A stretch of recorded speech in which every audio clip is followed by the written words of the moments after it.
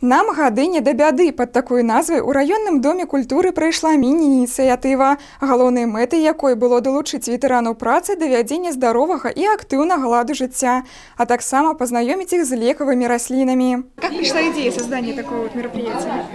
Идея пришла самими нашими волонтерами отряда «Мелодия», которые активно проводят свой образ жизни. И вот они предложили написать мини-инициативу «Нам года не беда».